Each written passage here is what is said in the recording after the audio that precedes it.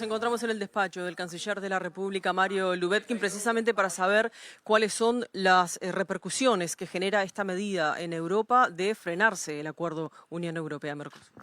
Si la pregunta tuya es en Europa, todavía no hemos podido hablar con las autoridades de la Unión Europea, que están nuestras contrapartes, que están todas en Davos. Lo que nosotros tenemos en este momento es la lectura de los hechos de lo que ha pasado esta mañana con la votación en el Parlamento, que básicamente lo que se plantea no es ni la congelación ni la liquidación del acuerdo que se firmó el día sábado, sino lo que se solicitó por mayoría de apenas 10 votos en un parlamento de más de 700 y tantos, y con una votación interesante, transversal, o sea, todos los partidos políticos votaron para un lado y para el otro, tanto de izquierda como de derecha, por lo tanto, para entender cuán compleja está la sociedad europea en el tratamiento de todo tema, le han solicitado al Tribunal de Justicia Europeo que haga un parecer acerca de la validez de un acuerdo de este tipo. Si ustedes se recuerdan, hubo intentos, sobre todo de algunos de los grupos políticos que estaban en contra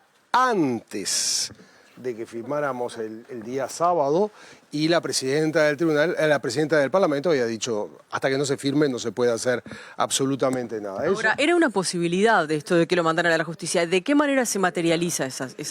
Varias posibilidades. Hay diferentes movimientos, sobre todo de actores que estaban contra este acuerdo y que perdieron cuando llegó la hora de darle el mandato a la Unión Europea, por eso firmamos el día sábado.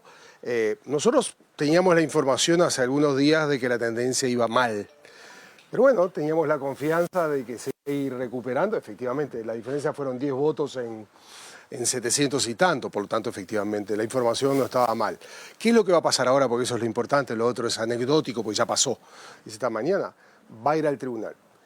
Nosotros, hasta que no hablemos con las autoridades de la Unión Europea para entender exactamente en la cabeza de ellos, porque la Unión Europea tiene demasiados mecanismos que a veces se nos escapa a nosotros para ver qué es lo que puede pasar. Si fuéramos a partir de los antecedentes es que el Tribunal de Justicia se toma entre 18 y 24 meses para hacer su parecer. Hubo dos casos que fueron muy parecidos temáticamente, que es Canadá y Singapur, que el Tribunal de Justicia falló absolutamente a favor. Por lo tanto, nosotros tenemos pocas dudas que finalmente el Tribunal de Justicia ratifique lo que se firmó el sábado, no tengo ninguna duda.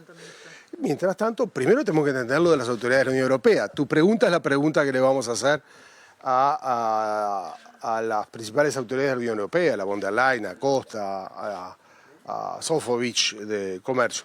Yo lo que digo es qué tenemos que hacer nosotros, además de hablar con las autoridades europeas. Lo primero es seguir adelante y con mucha fuerza la ratificación del acuerdo. Yo creo que estos tropezones, usemos este término, tropezones, nos tiene que dar más fuerza para que este sea el primer país que ratifique el acuerdo y que lo que venimos hablando con las diferentes fuerzas políticas para que ojalá seamos los primeros antes de mediados de año, eso se pueda lograr. Ustedes saben que para lograr eso tienen que llegarnos la documentación certificada de las 8.000 páginas del documento final que está en Paraguay, certificada página por página, para que nosotros podamos implementarlo y mandarlo al Parlamento para iniciar la fase de discusión y ratificación. ¿Por qué digo que es más importante que nunca? Porque nosotros sin duda vamos a tener que jugar, en acuerdo con las autoridades europeas, más activamente para convencer a esos parlamentarios europeos en la medida de nuestras posibilidades, no solamente Uruguay, Argentina, Brasil, Paraguay, para que se entienda por qué es válido todo esto. Nosotros no tenemos que ser pasivos, tenemos que ser activos. Y sin duda, si nosotros tenemos el acuerdo ratificado, vamos a tener otra fuerza completamente diferente. Y si somos los primeros, aún más vamos a tener más fuerza. O sea, va a ir en una doble fase el proceso. Nosotros por nuestro camino. Y entenderemos de nuestros amigos europeos cuál es el recorrido. Lo que yo dije inicialmente es lo que es la tradición, lo que son los tiempos, pero veremos. ¿Tienen previsto hablar?